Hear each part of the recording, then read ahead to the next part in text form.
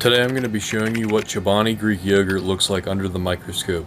It claims to have billions of probiotics and all natural ingredients, so let's take a look and see what we can find. These first clips are in phase contrast, which will make the bacteria stand out without having to stain them.